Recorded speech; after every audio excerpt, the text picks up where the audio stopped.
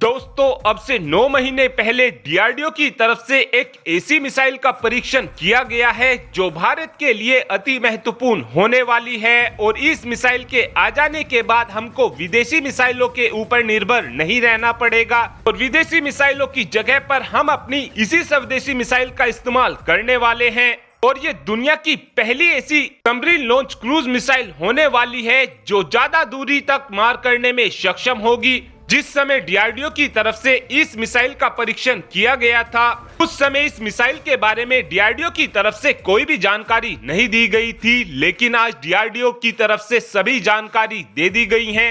दरअसल इसी साल की शुरुआत में यानी कि फरवरी के महीने में डीआरडीओ ने अपनी SLCM यानी कि सबमरीन लॉन्च क्रूज मिसाइल का परीक्षण किया था। इस परीक्षण के दौरान जो मिसाइल बनाई गई थी उस मिसाइल को 402 किलोमीटर दूरी तक फायर करके देखा गया था और परीक्षण के दौरान इस मिसाइल ने अपने सभी पैरामीटर को 100% एक्यूरेसी के साथ अचीव कर लिया था। वैसे इस मिसाइल की रेंज 500 किलोमीटर होने वाली है। इस समय जो दुनिया की सबसे घातक SLCM मिसाइल हैं, उनमें कैलिबर और टॉमहॉक मिसाइल का नाम आता है। ये दोनों ही मिसाइल लगभग 2000 किलोमीटर दूर जाकर अपने टारगेट को हिट कर सकती हैं। इन दोनों ही मिसाइल के अलग अलग वर्जन आते हैं, जैसे ship launch, submarine launch. America और रशिया इस समय ये दो ऐसे देश हैं जिनके पास ऐसी पनडुब्बी मौजूद है जिनकी मदद से लंबी दूरी की मिसाइलों को भी दागा जा सकता है, क्योंकि रशिया और अमेरिका अपनी पनडुब्बियों में वर्टिकल लॉन्च सिस्टम लगाकर रखते हैं जिनकी मदद से काफी आराम से लंबी दूरी की मिसाइलों को दागा जा सकता है।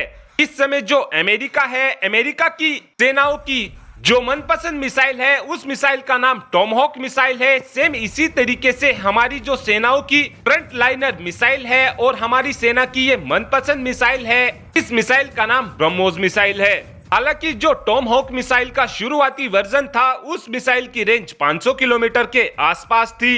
इस समय अमेरिका और रशिया को यदि छोड़ दिया जाए तो दुनिया में ऐसा कोई भी देश मौजूद नहीं है जो अपनी पनडुब्बियों की मदद से गाइडेड मिसाइलों को दाग सके। इस समय जो चाइना, फ्रांस और यूके हैं उनके पास ये कैपेबिलिटी मौजूद है कि वो अपनी पनडुब्बियों से सबमरीन लॉन्च बैलिस्टिक मिसाइलों को दाग सकते हैं। और जो पनडुब्बियों की मदद से क्रूज मिसाइल दागी जाती हैं उनको टॉर्पीडो ट्यूब की मदद से फायर किया जाता है। इस समय हमारे पास टॉर्पीडो ट्यूब की मदद से दागने वाली तीन मिसाइलें मौजूद हैं, जिसमें पहली मिसाइल का नाम हार्पून है, दूसरी मिसाइल का नाम एक्सेट है, तीसरी मिसाइल का नाम क्लब क्रूज मिसाइल है। और इस समय हमारी नौसेना इन तीनों ही मिसाइल का इस्तेमाल करती है। इस समय जो कैलिबर क्रूज मिसाइल है उस मिसाइल की रेंज 300 किलोमीटर के आसपास है और इस समय जो डीआरडीओ ने अपनी क्रूज मिसाइल बनाई है ये 500 किलोमीटर दूर जाकर टारगेट को हिट कर सकती है। इस मिसाइल का इस्तेमाल हम अपनी पनडुब्बियों की टॉर्पीडो ट्यूब में कर सकेंगे। इस मिसाइल का वजन 975 किलोग्राम होने वाला है।